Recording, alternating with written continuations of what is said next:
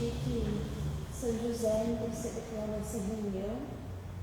Jesus Cristo seja conosco, Maria nos conosco. Vamos rezar para que o Espírito Santo também esteja comigo a nós. Vinde, Espírito Santo, enchei os corações dos vossos fiéis e acendereis o fogo do vosso amor. Enviai o vosso Espírito, e tudo será criado, e renovareis a face da terra. Oremos. Deus vos enche os corações dos vossos fiéis, com a luz do Espírito Santo, fazendo que apreciemos mutuamente todas as coisas, segundo o mesmo Espírito, e vos com solução por Cristo Senhor nosso. Amém. Em nome do Pai, do Filho e do Espírito Santo. Amém.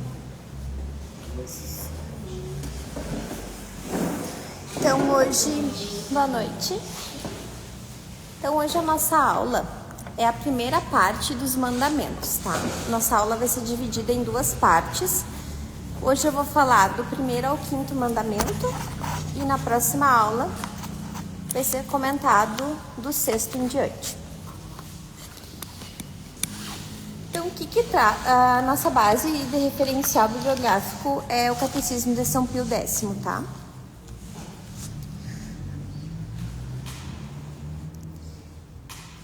Então, os 10 mandamentos eu vou ler eles só para a gente recapitular, tá? Primeiro mandamento, amar a Deus sobre todas as coisas. Segundo, não tomar seu santo nome em vão. O terceiro, guardar domingos e festas. Quarto, honrar pai e mãe. Quinto, não matar. Sexto, não pecar contra a castidade. Sétimo, não furtar. Oitavo, não levantar falso testemunho. Nono, não desejar a mulher do próximo. E décimo, não cobiçar as coisas alheias. Por que os mandamentos são chamados mandamentos da lei de Deus? Eles têm esse nome porque foi o próprio Deus que os gravou na alma de cada homem e os promulgou no Monte Sinai, na antiga lei, esculpido em 2 tábuas. E porque Jesus Cristo, na vinda dele, também confirmou esses mandamentos através da vida dele, né, das passagens, dos evangelhos. Então, na primeira tábua, tá os 3 primeiros mandamentos e na segunda tábua, tá os restantes dos mandamentos, tá? Nós somos obrigados a observar os mandamentos, nós como católicos. Todos nós somos obrigados a observar os mandamentos. Por quê? Porque é a vontade de Deus para a vida da gente, tá? Ele que nos criou e criou os mandamentos, e basta que a gente transgrida somente um dos mandamentos para a gente merecer, né? Para a gente pecar, e por consequência, quem peca? O que é o pecado? O pecado é a gente sair do nosso estado de graça, né, que a gente adquire através do batismo, e estar, né, digno de merecer o inferno. Então, sempre que a gente comete um pecado mortal, né, os veniais, eles não são dignos de perder a graça, a gente fica à mercê, né, de não estar em amizade com Jesus, com Deus. Então, por isso que é tão importante a gente cumprir os mandamentos. A gente lendo assim os 10, parece... A gente, né, olha assim rápido e diz assim: amar a Deus, amo. Não tomo nome em vão, tá. Ou vou na missa domingo, tá. Honro meu pai e minha mãe, tá. Acho que estou cumprindo todos, mas não é bem assim, né? Quando a gente começa a abrir eles são mais profundos. Então, por isso que é importante a gente saber. Porque assim, a gente não pode chegar lá no dia do nosso julgamento e dizer assim para Deus: ai Deus, eu cumpri. Mas aí Deus, né, começa a nos mostrar mais profundamente o que significam os mandamentos, e a gente dizer: não, eu era ignorante, eu não sei. O católico, né, o bom católico, ele tem a obrigação de aprender e se aprofundar. Então essa desculpa não vai colar na hora do nosso julgamento. Então, por isso a gente tem que buscar sempre a verdade e conhecer as nossas verdades de fé mais profundamente. Porque o que mais desagrada a Deus e agrada o demônio é a gente estar com a falta da graça, né? Estarmos em pecado. Então, os mandamentos, eles são aqui, conforme o catecismo. Esse catecismo, para quem não conhece, ele é todo de perguntas e respostas. Por isso que eu acho ele bem didático, assim, sabe? Ele explica ali em poucas linhas o que é, o que não é e ponto final. Então, ele vai estar separado entre o que é proibido, o que o mandamento proíbe e o que o mandamento obriga. Tá, o primeiro mandamento, que é amar a Deus, né, sobre todas as coisas, tem uma parte que diz assim, lá no Êxodo 20, quando ele está ditando os mandamentos, ele diz assim, ó: eu sou o Senhor teu Deus. Por que Deus fala isso? Para que a gente saiba que Deus, sendo nosso Criador e Senhor, pode mandar o que quiser, e nós, criaturas que somos dele, somos obrigados a obedecer. Se a gente quiser ter em amizade com ele, né? Porque Deus nos dá o livre-arbítrio. Ele quer que a gente esteja em amizade com ele. Então, por isso que nós somos obrigados a obedecer a ele, se nós quisermos estar em comunhão. O que nos ordena o primeiro mandamento? Amar a Deus sobre todas as coisas. Deus ordena que a gente reconheça, adore, ame e sirva a Ele, somente a Ele, como nosso soberano Senhor. Como é que a gente faz isso? Como é que às vezes as palavras a gente não consegue materializar muito, né? Então, como que a gente cumpre esse mandamento? Através do culto interno e através do culto externo. Como que a gente presta culto interno? O culto interno é a honra que se presta a Deus só com as faculdades da alma, isto é, com a inteligência e com a vontade. Então, quando a gente está lendo o catecismo, por exemplo, a gente está prestando um culto interno a Deus com a nossa inteligência, ocupando o nosso tempo, né, a nossa inteligência e a nossa vontade, porque não existe só tu ter a capacidade de ler, de entender, de raciocinar, por exemplo, um catecismo, e tu não querer. Se tu não quiser, tu não vai estar prestando um culto interno a Deus. Então, às vezes tem pessoas que têm um pouco menos de capacidade técnica, mas tem muita vontade de querer aprender, de querer prestar culto a Deus através da sua, né, um pouco menos inteligência. Então, o que mais vale é a vontade. A inteligência a gente, né, vai aprendendo aos poucos. Então, através da nossa inteligência e da nossa vontade, a gente vai estar cumprindo o primeiro mandamento, cultuando a Deus. O que é o culto externo? É a homenagem que se presta a Deus por meio de atos exteriores e de objetos sensíveis. Então, quando eu estou rezando o Santo Terço, quando eu estou participando ativamente da Santa Missa, né, quando eu estou vindo aqui falar com vocês, eu estou prestando um culto externo a Deus, através, né, de atos mais concretos exteriores. O que nos proíbe o primeiro mandamento? O primeiro mandamento, ele nos proíbe a idolatria.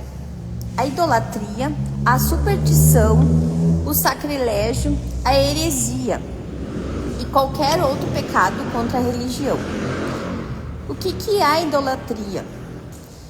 A idolatria é prestar a alguma criatura, por exemplo, a uma estátua, a uma imagem, a um homem, o culto supremo de adoração que a gente só poderia dedicar a Deus.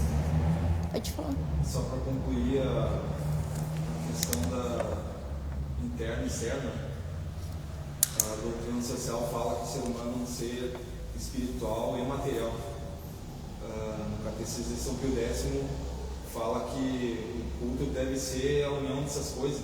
Porque lá Concílio Vaticano II, tem que ser Paulo os dois. VI vai colocar sobre a participação ativa, que é, tudo bem, tu pode fazer práticas exteriores, mas ela tem que estar conectada com o teu interior.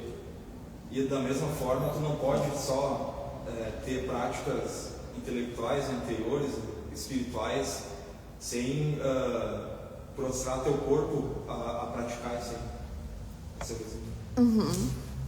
Sim, as duas são necessárias, né? Então, o que é idolatria? É a gente prestar um culto que não seja para Deus. Por exemplo, para Buda, sei lá, outras Shiva, sei lá, que outras religiões prestam. Então, isso é tu prestar adoração, idolatria é adoração, né? A alguma outra criatura ou homem. Às vezes tem gente que vê, né, que adora um ser humano mais do que a Deus, né? Então isso é idolatria. É expressamente proibido conforme o primeiro mandamento. Como está escrito isso nas Sagradas Escrituras? Não farás para ti imagem de escultura, nem figura alguma, de tudo que há em cima no céu e do que há embaixo na terra. E não adorará tais coisas, nem lhes dará culto. Isso está escrito, se não me engano, no Antigo Testamento, porque antigamente prestavam culto eram politeístas, né? A vários deuses. Proíbem essas palavras todas as espécies de imagem? Não. Tá. Mas só para falsas divindades, feitas com o intuito de adoração, como faziam os idólatras. E tanto isso é verdade, que o próprio Deus deu a ordem a Moisés para fazer algumas esculturas, como 2 estátuas de querubins que estavam sobre a arca e a serpente de bronze no deserto. Então, a confecção de imagens ela não é proibida, ela só não pode ser utilizada para idolatria. Tá? As nossas imagens elas não são utilizadas para idolatria, mas sim para veneração, conforme a gente vai falar um pouquinho mais para frente. Só mais uma coisa sobre não adorar, não fazer imagens de outros deuses. Existiu o politeísmo, mas o próprio povo judeu, que era monoteísta, quando fraquejou na fé, começou a adorar outras coisas. Então, o povo de Deus, quando começa a esfriar, também pode cair nisso aí. Sim. Não sei se tu vai falar sobre esse ponto aí, acho que vai falar para frente de repente, que aí entra, claro, você fazer alguma coisa com Deus, mas cuidado também com aquilo que chama sacramental, né? Por exemplo, crucifixo. Isso eu não vou falar, pode falar. Vai falar? Não, pode falar. Porque a gente tem o crucifixo, né? Tem o terço, tem uma imagem da verdadeira milagrosa, tem às vezes a imagem de Nossa Senhora. Isso aí, quando é abençoado, chama sacramental. Só que isso aí a gente tem que ter cuidado, que isso aí não é por si mesmo, não tem valor por si mesmo, ele tem valor porque remete a Cristo. Por exemplo, o terço, não pode achar que eu estou com o terço, então eu estou protegido. Como se o terço fosse o que fosse me dar proteção, né? Não sei se eu estou sendo claro. Né? Você transformar o terço numa coisa que não é o terço que vai me proteger. Não, na verdade não é o terço vai ter que fazer você lembrar de Nossa Senhora. É Nossa Senhora que vai interceder. Né? Junto a Por Deus. exemplo, uma viagem, mas se eu não levar o meu terço, a viagem vai dar certo. Você está colocando fé no terço. Na verdade, se levando o terço, não levando o terço, vai ser a mesma coisa. Porque você tem que pedir a intercessão da Virgem Maria. Sim. Não pode botar toda a tua fé num objeto. Transformar aquilo que tu tem como sacramental, uma coisa importante para nós. Eu carrego o terço no bolso sempre. O meu terço no meu bolso aqui. Mas eu sei que ele é só uma lembrança. Eu ponho a mão no bolso, eu toco nele, eu lembro de Nossa Senhora. Mas ele por si mesmo Sim, não. Não tem um poder, assim, né? Um poder direto, assim, né? Por si mesmo. Ele é um sacramental, porque ele é abençoado, né, pela igreja, mas por si só. O que é superstição? Toda e qualquer devoção contrária à doutrina e ao uso da igreja, bem como atribuir a uma ação ou a alguma coisa uma virtude sobrenatural que ela não tem. Por exemplo, tenho que, dar 10 pulinhos na praia na onda, porque daí meu ano vai ser produtivo, vou ganhar muito dinheiro. Né? Isso é uma superstição. A pessoa está atribuindo uma virtude sobrenatural a alguma coisa que não existe. Isso que eu falei é um tipo de superstição, né? Carregar uma medalhinha, carregar uma coisa. Pela medalhinha também. Sim, pela medalhinha em si. Não cada vez. O que é o sacrilégio? O sacrilégio é a profanação de um lugar, de uma pessoa, ou de uma coisa consagrada a Deus ou destinada a seu culto. O sacrilégio ele é uma ofensa. Então, por exemplo, a gente comungar em pecado mortal, a gente está ofendendo a Deus, está fazendo uma comunhão sacrilégica, né? Então, essa daqui, para mim, é a pior. Que a gente está profanando algo que é sagrado. Então, tudo isso ofende o primeiro mandamento. O que é heresia? É um erro culpável de inteligência, pelo qual se nega com pertinácia alguma verdade de fé. Então, a heresia, ela parte da nossa inteligência, porque a pessoa que quer desviar de uma coisa, de uma verdade de fé, ela tem que usar inteligência para cometer uma heresia, né? Então, por exemplo, tentar de alguma forma utilizar os textos da doutrina para tentar assim contorcer e com a inteligência tentar colocar outro sentido, a gente está cometendo heresia. E a heresia ela é passível de excomunhão na igreja, né? Que mais proíbe o primeiro mandamento? A heresia, a pessoa é alertada constantemente nesse detalhe também. Sim. Não é agora. Porque uma coisa é o erro. Se você errar aquilo ali, o evangelho ali já tem mal. Não, heresia é um erro de inteligência. Sim, mas não, sim. Eu li sei lá, um capítulo da Bíblia, sei lá, uma passagem da Bíblia e interpretei errado. Tem da inteligência. Mas ainda é heresia. Sim. Interpretei mal, né? Tá? Claro, nesse caso, o que eu tenho que fazer quando eu leio? Eu não tenho que interpretar por mim mesmo, eu tenho que ir na tradição da igreja, ver o que a Bíblia disse, assim que o cristão católico faz, né? Não é interpretar a Bíblia do meu bel prazer. Eu leio o que eu li, se eu fiquei na dúvida, eu vou ver o que a tradição diz, tá? Mas pode ser que eu interprete mal, isso não quer dizer nada, eu interpretei mal. Pode ser que eu fale errado, pode estar falando uma coisa errada agora. Sei lá, o outro falou. Sim. Cometeu heresia? Não cometeu heresia. A heresia dá quando você, pela tua inteligência, você distorce uma verdade. Isso. E impõe a verdade como verdade, ou impõe o erro como verdade e ensina para os outros o erro como verdade. Sim. Aí tu pode estar cometendo a heresia, né? Aí o que vai acontecer? A igreja vai te corrigir, vai tentar te corrigir, né? Ó, você falou uma coisa errada. Aí a igreja diz, ó, você falou uma coisa errada. É isso mesmo que tu pensa, é todo o processo. Isso que tu pensa, é exatamente isso que eu penso. Ou vai dizer, pois é, onde é que está o erro? O erro está aqui. Eu realmente errei. Não caiu na heresia. Sim. Se corrigiu. Agora, se a igreja te corrige, você continua dizendo, não, eu que estou certo, a igreja não está certa. E é assim, aí você pode ser Excomungado. Pode ser excomungado. Tá, que coisas mais proíbe o primeiro mandamento? Proíbe também todo comércio ou trato com o demônio e afiliar-se a seitas anticristãs. Por que isso? Porque o demônio, ele não ama a Deus, né? Ele era um anjo, né, que negou amar a Deus e queria ser melhor que Deus. E mereceu o inferno. Então, toda vez que a gente...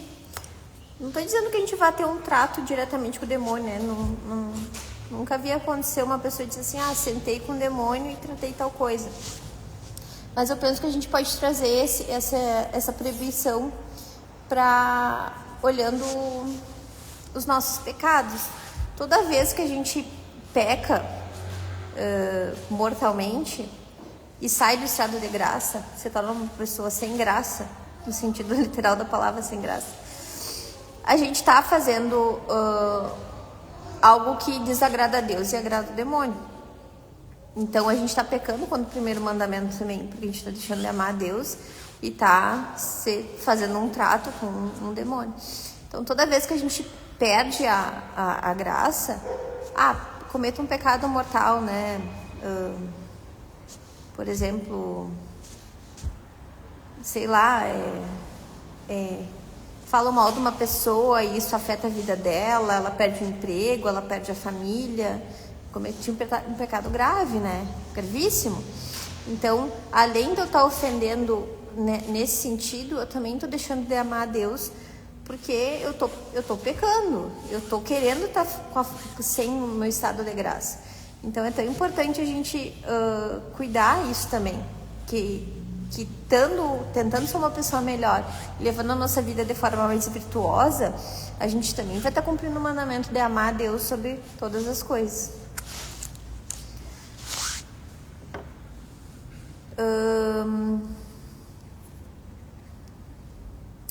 O primeiro mandamento proíbe a gente, acaso, honrar e invocar anjos e santos? Não é proibido honrar e invocar os anjos e santos, e até devemos fazer, porque é uma coisa boa e útil, e altamente recomendada pela igreja, já que eles são amigos de Deus e nossos intercessores junto dele. Então, quando a gente está numa caminhada de fé, de ser uma pessoa melhor, mais virtuosa, ser amigo de Deus no sentido geral da palavra, é um caminho, não dá para mentir, ele é um caminho bem árduo, porque a gente tirar os costumes e hábitos que às vezes a gente carrega. Eu tenho 31 anos, tirar os costumes que eu carrego há 31 anos e tentar ser uma pessoa melhor não é muito fácil, não é bem difícil. E a gente tem que, um dia a Galone disse, a gente tem que se segurar nos grandes, né? Nas costas gigantes. Os gigantes são os anjos, que sabem perfeitamente amar a Deus, e os santos, que já desde a terra já aprenderam a amar perfeitamente a Deus. E o que é se amar perfeitamente a Deus? É estar, né, em estado de graça. Então não é proibido que a gente honre os anjos e os santos, e principalmente Maria, porque eles são um elo perfeito de ligação entre nós, réis mortais, né, pecadores que estão na caminhada de fé, e a Deus. Então é um caminho mais seguro e mais fácil quando a gente se aproxima e pede intercessão dos santos e dos anjos, principalmente o nosso anjo da guarda também, né? Claro. Assim, ó, como tu fez esse questionamento, se a gente pode, né, interceder aos anjos e santos, né? Eu tenho pra mim que eles não são, eles são o caminho, né? Sim, um elo de ligação. Tem aquele, né, que ninguém chega a mim, ninguém chega ao Pai, a não ser por mim. Sim. Mas eles são intercessores. Sim, eles são um elo com Jesus, né? E Jesus é nosso elo com Deus. Então, eles são... Maria, né? Porque, sim. Não, eu estou fazendo esse questionamento porque hoje eu ouvi uma pessoa e ele disse, não, Maria foi santa, Maria foi uma pessoa, né, que viveu nessa terra como santa e tal, mas tu não tem que pedir para Maria. E eu fiquei assim, se a gente não pedir para Maria, vai pedir para quem, né? A mãe interceder ao filho, que faça uma coisa, que nos proteja,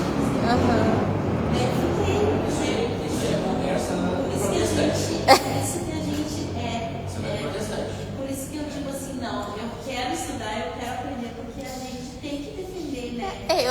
Eu tento não brigar muito com protestante, e no trabalho a maioria dos meus colegas são protestantes, assim, então eu só digo assim, olha, se tu tem essa capacidade, parabéns, eu não tenho, eu sou pecadora, eu sou um réis mortais, eu preciso de ajuda para eu ir pro céu, e eu quero ir pro céu, eu preciso da ajuda dos grandes. Se tu consegue direto, sim, parabéns.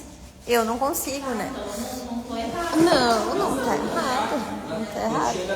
Quando chega para falar com uma pessoa muito importante de uma empresa, com o presidente da empresa, com o CEO da empresa, tu vai conseguir chegar direto nele. Tu bate na porta e entra de certo, né? Tem que falar com o assessor dele, ou com a secretária, e aí tu vai uma olhadinha. É a mesma coisa na vida espiritual também, é assim, porque a vida espiritual ela reflete a vida terrena, ela reflete a vida espiritual de algum modo, né?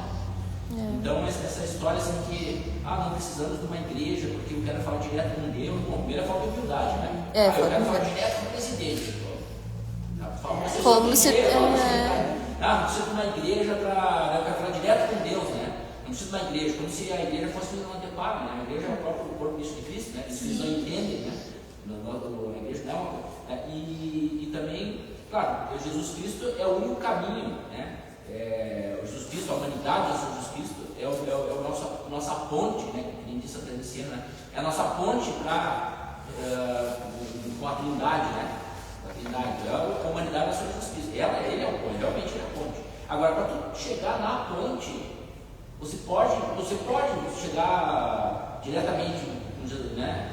Você se consagrar ao coração do nosso Senhor, né? Ou diretamente a Jesus Cristo, pode orar, pode, esteja misericordioso comigo. Agora, para chegar nessa ponte, pode ser direto com ele, mas pode ser para a intercessão de outras pessoas, né? Né? A Virgem Maria, o Santo Devocionado, o Anjo da Guarda, então são pessoas que te ajudam a te conduzir para chegar naquela ponte. É interceder por ti também, né? Eles te ajudam, na verdade, eles ajudam você a chegar à ponte. Cara, eles não conseguem pegar e eliminar a ponte que está do lado lá. Vocês não conseguem fazer, né? Apesar de que tem uma corrente forte da igreja que faz com que a Nossa Senhora seja a nossa Redentora. Corredentora, que ela age junto com Jesus Cristo para a redenção. Ela é tão ligada, ela tem uma ligação tão forte do mãe e do filho, né? Com certeza. Eu acredito muito na Virgem Maria, Nossa Aparecida, do Arequipa mesmo. Ah, que bom. Eu sempre fui atendida quando precisei. E eu tenho certeza que sempre está me acompanhando. Vocês não viram uma chargezinha que tem no Facebook? Tem uma charge, tá o céu lá, aí tá Jesus Cristo E São Pedro conversando com o outro.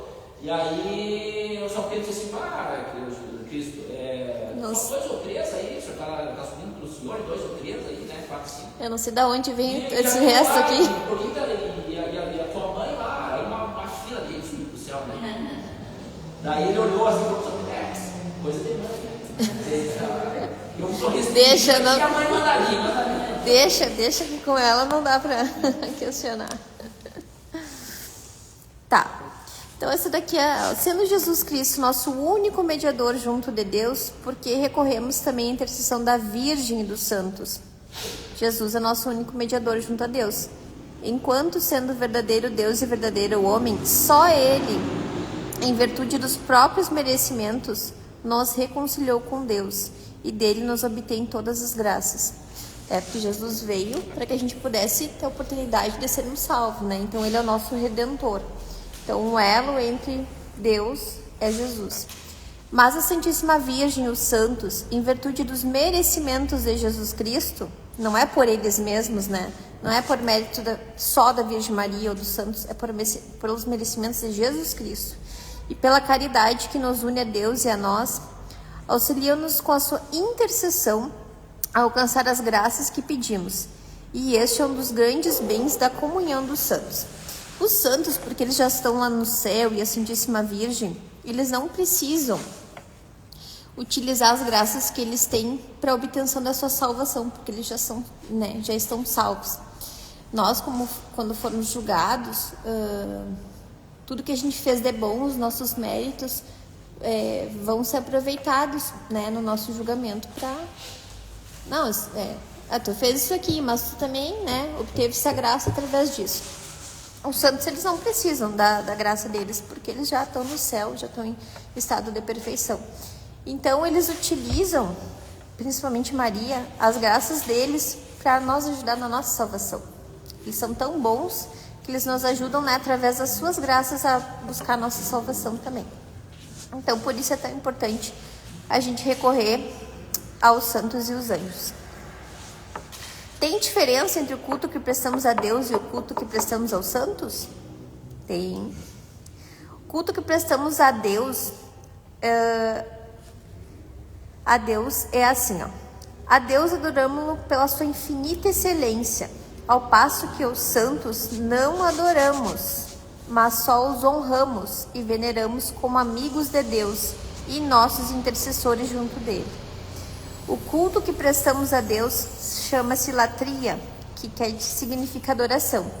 E o culto que prestamos aos santos se chama dulia, que significa veneração. E ao culto claro que mais do que merecido para a Santíssima Virgem, se chama hiperdulia, ou seja, né, super veneração, especialíssima veneração. E ela o merece porque ela é a mãe de Deus, né? Então, quando os protestantes nos falam, né, que a gente presta culto aos santos e anjos e que a gente adora imagens, então existe essa diferença. A idolatria é somente a Deus. Aos santos, anjos e Santíssima Virgem é a dulia, ou para a Santíssima Virgem, hiperdulia, tá? Então vamos lá para o segundo mandamento. Controla a hora para mim, Eduardo, por favor. Mas o primeiro que é o mais comprido. Tá. O que nos proíbe o segundo mandamento? Não tomar o seu santo nome em vão. Nos proíbe a pronunciar o nome de Deus sem respeito, blasfemar contra Deus, contra a Santíssima Virgem ou contra os santos, fazer juramentos falsos ou desnecessários ou proibidos dessa ou daquela maneira. Então, quando a gente está pronunciando o nome de Deus sem respeito, eu acredito que a grande maioria das pessoas não faz, né? A gente blasfema, né? Fala alguma coisa errada contra Deus, ou até os protestantes, né? Blasfemam a Virgem Maria. A gente está pecando contra o segundo mandamento. Quando a gente faz juramentos falsos ou desnecessários, às vezes cai no corriqueiro, assim, a gente... Também o juramento era uma coisa mais importante antigamente, na época que foi escrito esse livro, né? Hoje em dia, se a gente jurar ou não jurar, às vezes a palavra das pessoas não tem validade nenhuma, né? Hoje em dia.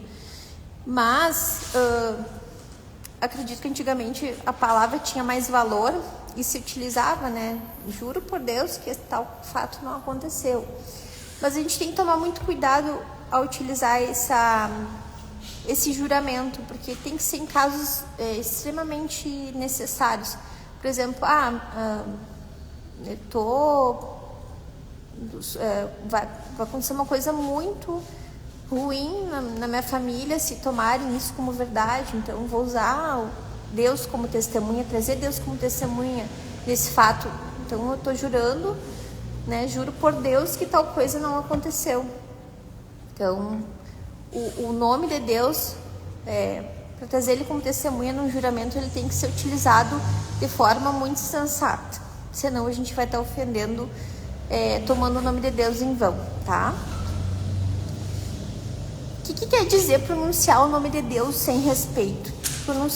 Pronunciar o nome de Deus sem respeito quer dizer pronunciar esse santo nome e tudo que se refere de modo especial ao próprio Deus, como o nome de Jesus Cristo, de Maria, dos santos, com ira, escárnio ou de algum modo pouco reverente. Então, às vezes a gente, até numa brincadeira, né, tu bota o nome de Deus, de Maria ou de algum santo no meio, a gente tem que tomar cuidado com isso, não brincar com esse tipo de coisa. O que é a blasfêmia?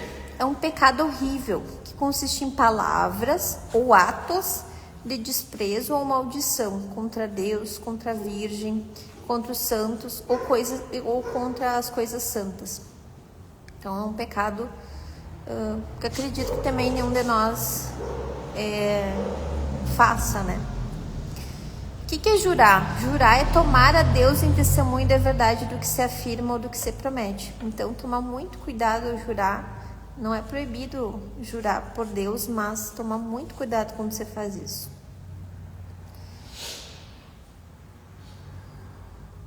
Tá.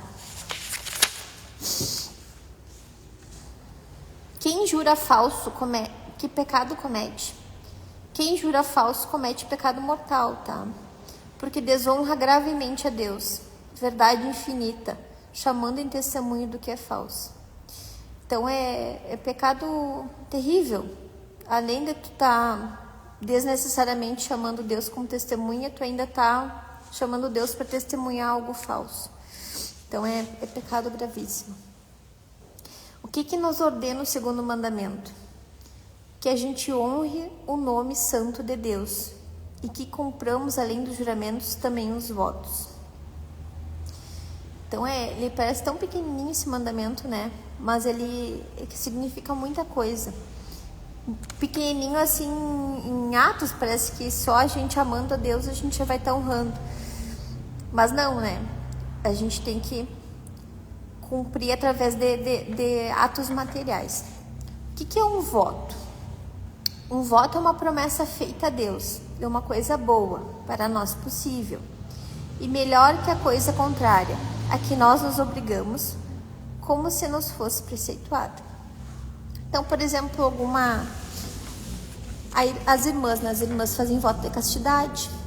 Então, e não é uma coisa assim, da minha cabeça. O voto é uma coisa muito profunda. A gente não pode dizer, vou fazer um voto de pobreza, né? A gente tem algumas comunidades, tipo a Obra de Maria, os guris fazem voto de pobreza. Mas não pode ser assim, hoje eu quero cumprir meu voto, amanhã eu não quero cumprir meu voto, sexta eu vou cumprir meu voto, domingo eu não vou cumprir meu voto. Não, o voto é uma coisa muito séria. Uma vez eu ia fazer um curso, um retiro de exercícios espirituais na Loyola, lá em Santa Maria. E eu fiz uma semana de exercício lá. Eu não fui porque me deu Covid na bem antiga, e aí, né, na segunda, no sábado, eu era Covid, né? Eu era Covid. E uma das recomendações do seminário, uma das orientações era não faça um voto precipitado. Né? É uma das orientações. Né? O voto não se empolga, não vai fazer um voto precipitado. O voto é uma coisa muito... Se é um voto, eu vou fazer voto em relação a castidade. Daqui pra frente eu sou casado e tudo, mas eu vou fazer um voto de castidade. Vai ter que se arrepender. Conversou com tua mulher, né? Disse, né? Vou fazer um voto de pobreza. Ele falou, vai vender teus bens todos, vai ficar tua família. Ou vou viver a pobreza, mas aí passou da semana comendo em restaurante caro, né? Exato. Então, não faça um voto. O voto ele é uma coisa muito importante, né? E quando tu volta atrás do voto é bem grave, né? Tá aqui, ele diz aqui, se a observância do voto se nos tornar no todo em parte muito difícil, o que fazer? Podes pedir uma comutação, trocar por alguma outra coisa, ou dispensa através do bispo ou do Papa, né? O Papa não vai. Isso estava algum problema na Idade Média, nas primeiras épocas do cristianismo com as virgens, né? Tinha muita virgem, muita mulher, né, que se fazia voto de virgindade, né? Isso. Né? E aí, por algum motivo, e aí era grave. Porque transgredir o voto é pecado, tá? E por isso não devemos fazer sem uma madura reflexão, até através do conselho e orientação do nosso confessor, diretor espiritual, padre, né? Não é uma coisa assim, vou fazer da minha cabeça e se eu não aguentar o tranco eu paro. O voto é uma coisa, ela é bem séria. O voto a gente só faz a Deus, tá? Mas a gente pode prometer a Deus alguma coisa e através dessa coisa honrar a Santíssima Virgem ou os santos, tá? Terceiro mandamento: guardar domingos e festas. Esse aqui também parece bem fácil, mas ele não é, tem mais coisa. Então, nos domingos e festas, ordena que nós honremos a Deus com obras de culto, principalmente externo, indo à missa, né? Nos domingos e dias de festa. O que são dias de festa? Na antiga lei eram sábados e outros particularmente solenes para o povo judeu. Na lei nova são os domingos e outras festividades estabelecidas pela igreja. Por exemplo, Natividade da Nossa Senhora Jesus Cristo, Pentecostes, solenidades, né? De modo geral. Por que na nova lei se guarda o domingo e não o sábado? Porque o domingo significa dia do Senhor. Substituiu o sábado, porque foi no domingo que nosso Senhor Jesus Cristo ressuscitou. Até por isso que o nosso dia de guarda é o domingo. Que a obra de culto nos é preceptuada nos domingos de festa. É-nos preceptuada, que é obrigatório para a gente assistir devotamente ao santo sacrifício da missa. Então, católico tem que ir na missa no domingo, é obrigatório. Tá? Essa questão do domingo aí, só para acrescentar, não é uma coisa recente, né? Lá no cristianismo primitivo, nas primeiras missas já se celebravam, você tinha o domingo como a data principal? Sim, porque é o dia de ressurreição do nosso Jesus Cristo, por isso. Com que outras obras costuma um bom cristão santificar os dias de festa e os domingos? Um bom cristão santifica os dias de festa assistindo, além da Santa Missa, tá? Assistindo a doutrina cristã, pregações, ofícios divinos, recebendo com frequência o sacramento da penitência, que é da confissão, e a Eucaristia, dando-se a oração e as obras de caridade cristãs para com o próximo. Então, a gente também, né, para complementar a nossa ida à Santa Missa, nós temos que estudar, nós temos que orar, nós temos que nos confessar, nós temos que receber a Eucaristia e fazer obras de caridade como um bom cristão, tá? O que nos proíbe o terceiro mandamento? Só para acrescentar também, está dispensado esse preceito quem é de alguma área fundamental. Eu vou falar agora. O que nos proíbe o terceiro mandamento? Nos proíbe os trabalhos servis e qualquer obra que nos impeça o culto a Deus. Então, trabalhos que não sejam necessários no domingo. Trabalhos necessários, né? Médico, empresa de energia elétrica, empresa de água, segurança. Então, todos esses podem, mas os trabalhos que a gente pode fazer na segunda, por exemplo, né, nós estaremos pecando se a gente utilizar o domingo para isso.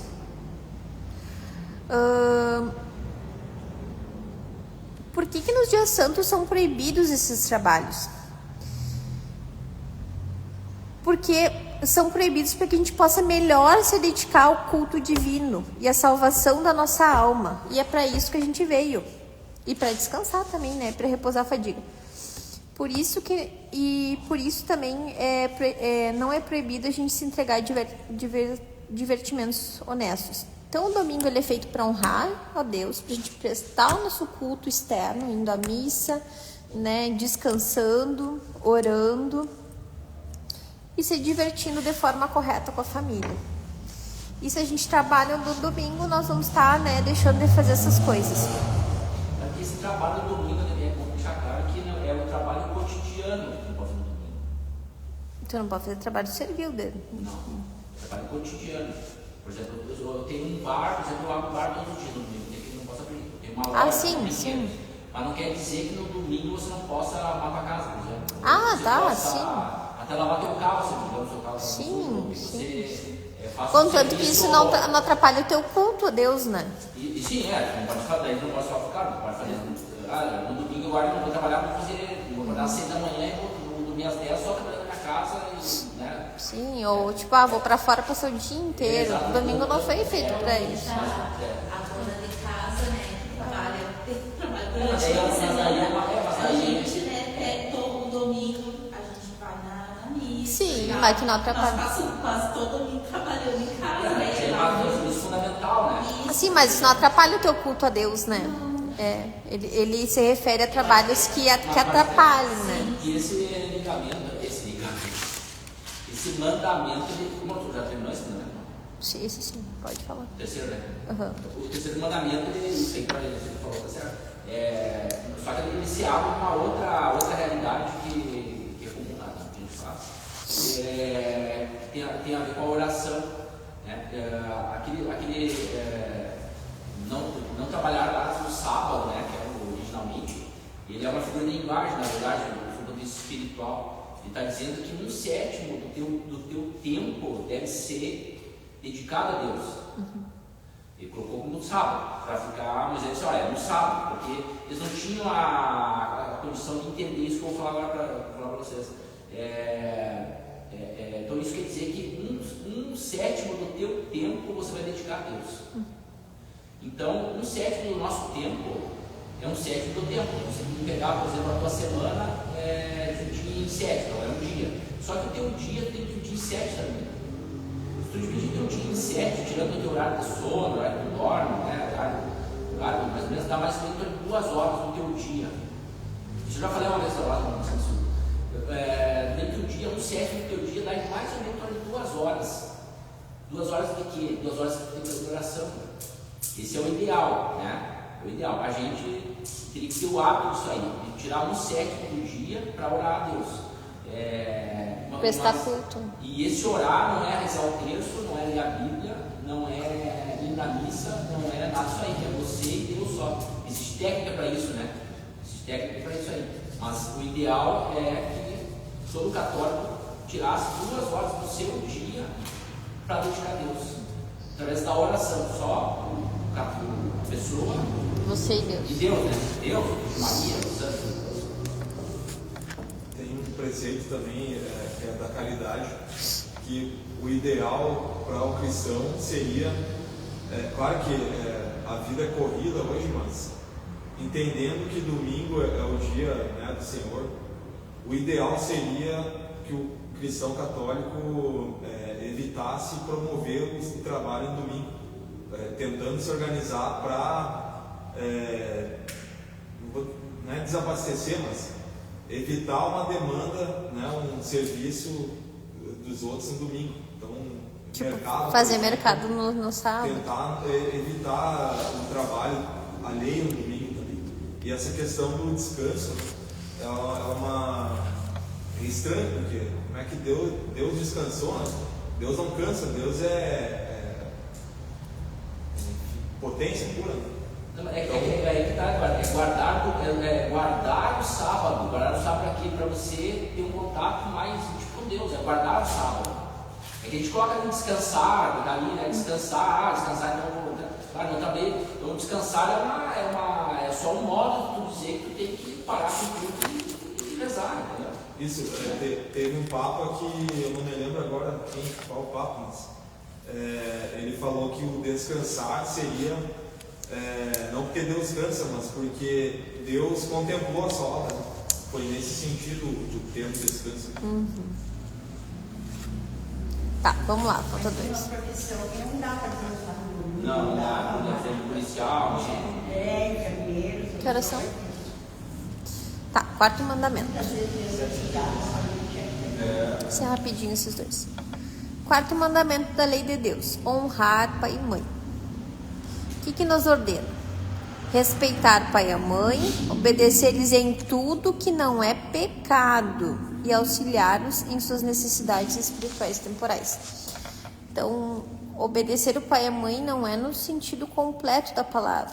Se for algo que desvirtue da doutrina cristã católica, nós não temos obrigação de obedecer a eles, tá? E, inclusive, devemos corrigi-los. Auxiliar eles nas necessidades espirituais e temporais, né? Em dinheiro, materiais, cuidados. Então, é a nossa obrigação. O que nos proíbe o 4º mandamento? Ofender os nossos pais com palavras, obras ou qualquer outra maneira. Debaixo do nome de pai e mãe, que mais pessoas compreendem esse mandamento?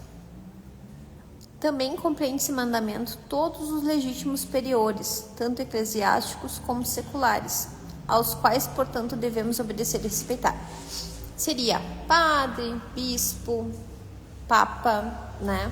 Seculares, prefeito, governador, autoridades maiores que nós, né? Nosso chefe no trabalho. Se, claro, tudo que eles ordenarem e falarem forem conforme as verdades de fé, né, e que não nos levem a pecar com as suas ordens. De onde vem aos pais a autoridade de mandar nos filhos, e aos filhos a obrigação de lhes obedecer? Isso aqui é bom os pais gravarem para quando os filhos rebeldes perguntarem. A autoridade que os pais têm de mandar nos filhos e a obrigação dos filhos de obedecer vem de Deus, que constituiu e ordenou a família, a fim de que nela o homem encontre os primeiros meios para o aperfeiçoamento material e espiritual. Então, a formação da família vem de Deus e a obrigação da família, dos pais, é formar um ser humano, aperfeiçoar ele materialmente e espiritualmente. Tem os pais deveres para com os filhos? Os pais têm o dever de amar, cuidar e alimentar seus filhos, de prover a sua educação religiosa e civil, de dar o bom exemplo. de afastá-los das ocasiões de pecado, de corrigir essas faltas e de auxiliá-los a abraçar o estado para o qual são chamados por Deus. Então, o pai ele não tem o dever só de prover um filho materialmente. Hoje a gente vê muitas vezes, hoje em dia, né? O pai tem que amar, tem que cuidar, tem que alimentar, tem que prover educação civil e religiosa. Então, a escola é só para educar a inteligência dele. A parte religiosa começa na família. Então, é obrigação do pai educar o filho na fé cristã católica e de ensinar ele, né, como se portar na sociedade civil. E o pai que não faz isso está pecando, tá? É a obrigação do pai de corrigir eles quando eles falham, né?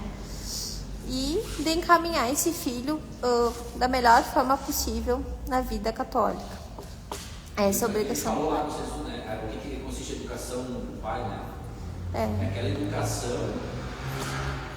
do pai dar para o filho, o que é? A educação capaz de discernir garantir ao filho que ele permaneça em estado de graça até o fim da sua vida. Essa é a educação que a gente tem que dar para os filhos. Sim, essa é a obrigação de educar. Agora, se o filho vai continuar, daí já parte dele. É o livre-arbítrio do filho. Mas peca o pai que não faz isso, tá? Aí, só, no caso, a obrigação é de concluir a tarefa ou é de se empenhar por ela?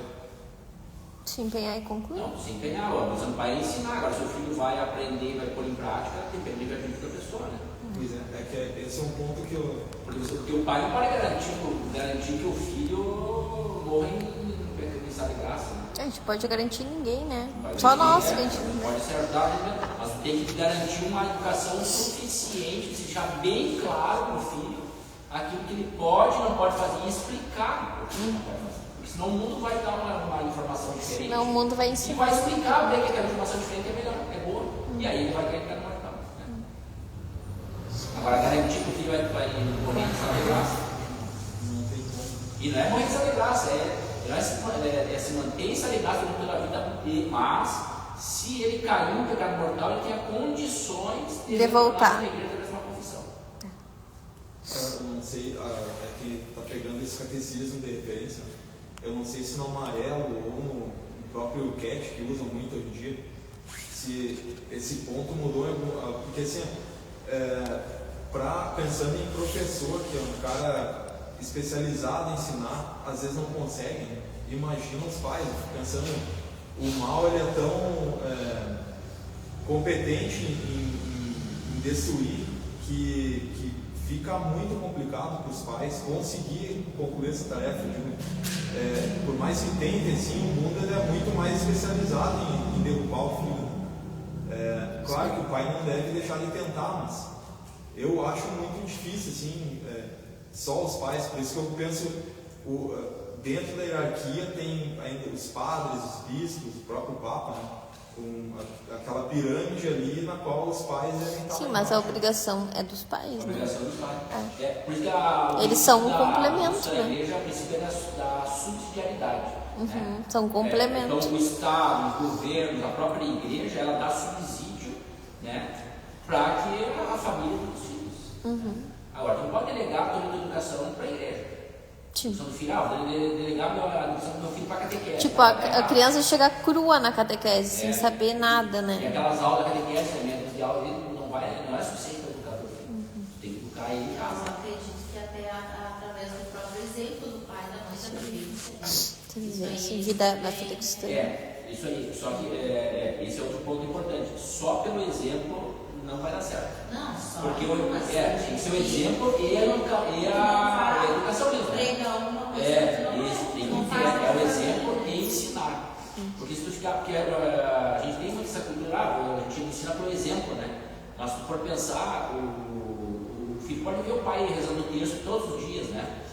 Tratando bem a mãe, só que ele vai sair dali, vai ver o mundão ali, dando outros exemplos muito melhores. E o mundão é sempre mais Daí divertido. tem um ensinamento, E né? daí Por que exatamente. Então Por tem que que eu ensinar. rezo? Por que eu Exato, rezo na igreja? isso Por que mesmo. eu vou na igreja e tal? Então é o exemplo e o Mas ensino. é que tem muitas coisas assim que a gente vê, que é verdade. De mãe, ou os dois, de estar ali todo dia na igreja e tal, mas lá na casa dele é diferente até às vezes o tratamento com a mãe, com o filho e tal. Então eu acho que tem que ser essa união, né? Refletir. Eu sou testemunha assim, Refletir. ó, né? Dentro da própria minha família. Que adianta? Seu pai vive lá, mas e faz isso aqui, e briga, e faz aquilo, e grita e tal. Então, por isso que eu digo. A gente tem que ser o evangelho vivo, né? E o grande problema hoje em dia sobre educação é que os pais não sabem ensinar e não têm conhecimento de ensinar. Por isso que tem o Sunday Estudo aqui, os pais podem vir. Os pais podem vir. Também esse exemplo, na minha época, assim, quando eu era criança, eu não tive, claro que eu tive uma formação católica razoável, assim, mas eu via na igreja um apoio, né, 1000 vezes melhor que em casa, assim. Enfim, sei que a tarefa dos pais também, mas eu ainda acho que a igreja está mais preparada, assim. Não. Olha assim, eu vou utilizar a realidade é a seguinte, está tudo muito ruim. A realidade é que está tudo muito ruim. Os pais não sabem ensinar e não têm condições, não têm conhecimento de ensinar. E a igreja está numa desordem total, né? Está indo numa crise tremenda. Né? Mas as portas do inferno não prevalecerão. Contra a igreja. Né? Quando eu era criança, era uns 30 anos atrás, estava um pouco melhor. Sim. Tá, vamos seguir. Deus deu um modelo da família perfeita? Sim, o modelo da família perfeita na Sagrada Família, na qual Jesus Cristo viveu sujeito a Maria Santíssima e a São José até os 30 anos, ou seja, até quando começou a desempenhar a missão que o Pai Eterno lhe confiara de pregar o Evangelho. Então a gente tem o modelo da família perfeita e tem onde se basear. Quando a gente achar que está muito difícil a nossa vocação, né, de família, de pai de família, a gente tem para quem recorrer, Santíssima Virgem de São José. Tá, vamos pular lá para o 5º mandamento, tá? Tá, 5º mandamento. O que nos proíbe o 5º mandamento? Não matar. O 5º mandamento, não pode matar. Não matar. Proíbe dar a morte ao próximo, bater nele, feri-lo ou causar qualquer outro dano ao seu corpo, por nós ou através de outra pessoa. Proíbe também ofendê-lo com palavras injuriosas e querer-lhe o mal. Nesse mandamento, Deus proíbe ainda ao homem dar a morte a si mesmo, né? Através do suicídio. É pecado grave matar o próximo? É pecado grave, mas por que é? Porque quem mata usurpa temerariamente o direito que só Deus tem sobre a vida do homem. Então, só quem pode tirar a vida é Deus. Por isso que a gente comete pecado grave ao matar uma pessoa, não é? Assim, é por tirar a vida, sim, mas porque a gente tira o poder que só Deus tem, né? Que é de tirar uma vida. Porque destrói a segurança da sociedade humana e porque, né, tira a vida de uma pessoa que é o bem maior natural que ele tem nesse mundo. Há casos que é lícito matar o próximo? Sim. Durante o combate em guerra justa, quando se executa por ordem da autoridade suprema a condenação à morte em castigo de algum crime, e também na legítima defesa, tá? No momento de uma injusta agressão. Então, são esses 3 excludentes. Combate em guerra, alguém te mandou matar alguém, né, por um castigo de algum crime, e a legítima defesa. No 5º mandamento. Esse segundo aí, ele tá, acho que foi, não dá certeza, mas acho que ele foi revogado, né?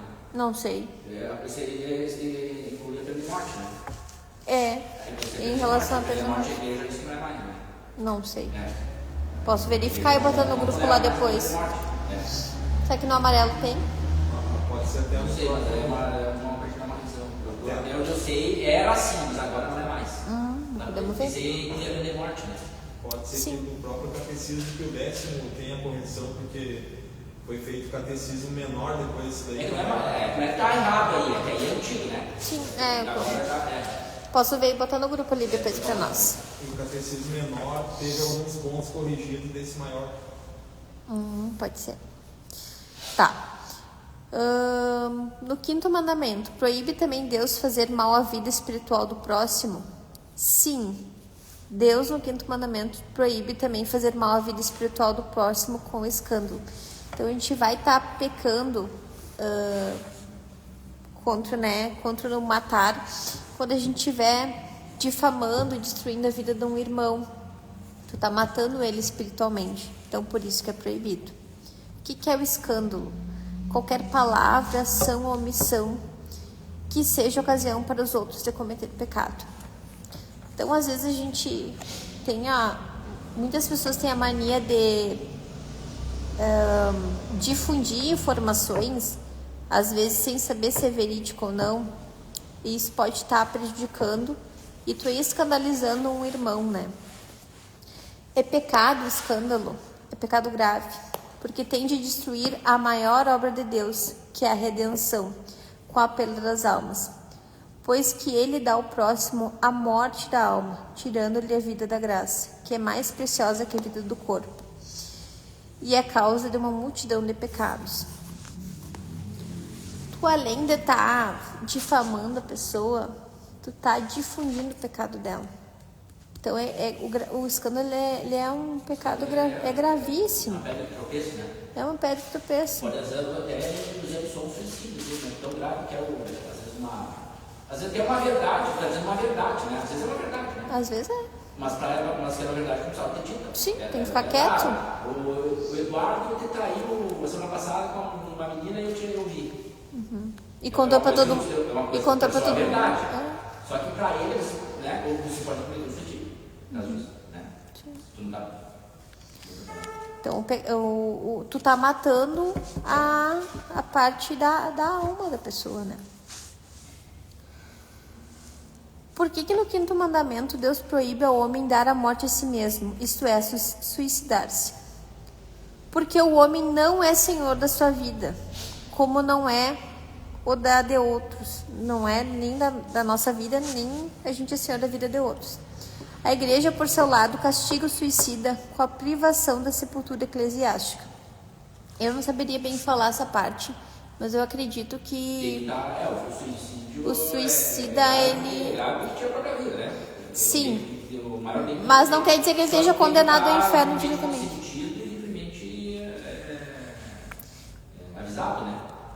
Que geralmente quem se suicida não está plenamente consentido do que faz, né? Então por isso que a gente não pode julgar sempre quem se dá um tiro na cabeça, né? Você não sabe que situação ele estava... Que situação psíquica, né? Ele estava consciente do que estava fazendo e foi realmente advertido que não podia, né? Sim. Você foi... assim, entre a ponte e o rio tem um espaço de tempo aí que você não sabe o que está acontecendo. Não sabe se naquele espaço de tempo não deu tempo dele se arrepender. Eu já ouvi falar sobre isso. O cara que pula, né? Agora o cara que puxa o gatinho, talvez ele puxar o pode ter sido, mas é aquele espaço de tempo. É que o tempo é a mesma coisa que o tempo, o nosso tempo não é o tempo de Deus, né? Então, eu não saberia dizer muito sobre o suicídio, mas só tô aqui informando que ele é proibido, né? Não, ele é proibido, sim, ele é proibido. Ele é proibido. E a alma da pessoa está totalmente perdida, não é? Não sei te dizer se ela vai diretamente para o inferno, acho que não. Não está totalmente perdido. Não. Não, o que eu falo, entre a ponte e o rio tem um espaço de tempo, né? Sim. Pode julgar. Não tem como saber se a pessoa fez de pleno consentimento, livre escolha, né? A matéria é grave, né? A matéria é grave. Aí tem que ser plenamente consentido e plenamente advertido. Se a inteligência dela advertiu à vontade, advertiu, e mesmo assim ela se deu um tiro na cabeça, né? Por exemplo, fazendo uma roleta russa nós aqui, é impossível que a minha inteligência não advertiu a minha vontade de dizer, olha, isso está fazendo errado, né? Eu estou na roleta russa, aí estou com o Eduardo, aí você matou, é um suicídio. Aí... Consentido. Agora está com uma depressão grave, está, sei lá, induzido, deram droga para tomar, sei lá. Né? Sim, não tá com parte psíquica Uma completamente. brincadeira na internet de você se pendurar numa corda, por exemplo, e se sufocar. Foi induzido por alguém Foi também. induzido, mas sabe que você não estava sabendo que estava tinha um risco isso aí. Pois é. Né? É uma parte mais complicada. Tá, que nos ordena o 5º mandamento. Ordena que perdoemos aos nossos inimigos e queiramos bem a todos. Isso é difícil. Mas que ordena. Que deve fazer quem prejudicou o próximo na vida do corpo ou no da alma? Né, fiz mal para alguém, escandalizei ele, fiz ele cometer um pecado. Quem prejudica o próximo não basta que se confesse, mas deve também reparar o mal que fez, compensando o próximo dos danos que lhe causou. Então, falei mal de alguém, difamei né? Pode ter sido uma verdade, mas que nem Golan disse, falei, prejudiquei ele, mesmo que fosse uma verdade. Além de eu me confessar como um pecado mortal, eu tenho que reparar o dano, tá? Reparando o erro e dando bom exemplo. Era isso, fechamos a O que é mais grave, você cometer um aborto ou você matar os pais? Os dois são graves. Não, o mais grave. Não, os dois são graves porque tu... O mais grave, você pegar o 5º mandamento contra o 4º. Não, se tu pecar, existe uma hierarquia. Mas tu tá tirando a vida. Sim, mas qual que é mais grave? Eu acho que matar os pais. Matar os pais é mais grave. Matar o pai é mais grave que matar o filho. Porque o pai você deve a tua vida. A tua vida deve para o teu pai e para a tua mãe. Para o teu filho, ele e o teu filho não te deve nada, entendeu? É o pecado mais grave. Os mandamentos têm uma hierarquia. O primeiro mandamento é maior que o segundo, Que é o o mais segundo é maior que o terceiro, o terceiro é maior que o quarto, o quarto é maior que o quinto. Começa nos mandamentos, pela ordem, é uma ordem hierárquica. Né? Mas não vamos cometer aborto nem matar os pais. Muito doido. Inocente dentro Muito. E ele se defende. Assim assiste o presença. Não, isso. É muito doloroso. Vamos fazer uma oração final? Tá. Então, agradecer a Deus por essa noite, pelos dons das nossas vidas, para que a gente tenha vontade e inteligência para absorver e difundir o que a gente escutou nessa noite. E para que a gente consiga se instigar cada vez mais em buscar as verdades de fé do nosso catolicismo. Pedir pela vida dos nossos padres, párocos, bispos, do Papa, para que eles conduzam a Igreja de Jesus Cristo da melhor forma possível. E que Maria Santíssima esteja sempre conosco, nos orientando e fazendo que a gente faça o que o Filho dela quer. Ave Maria, cheia de graça, o Senhor é convosco. Bendita sois vós entre as mulheres, e bendito é o fruto do vosso ventre, Jesus. Santa Maria, Mãe de Deus, rogai por nós, pecadores, agora e na hora de nossa morte. Amém. E vamos pedir também a proteção do nosso anjo da guarda, que está sempre intercedendo e nos cuidando a cada dia. Santo anjo do Senhor, meu zeloso guardador, se a ti me confiou a piedade divina, sempre me rege, me guarde, me governe, me ilumine. Amém. Continuemos em nome do Pai, do Filho e do Espírito Santo. Amém.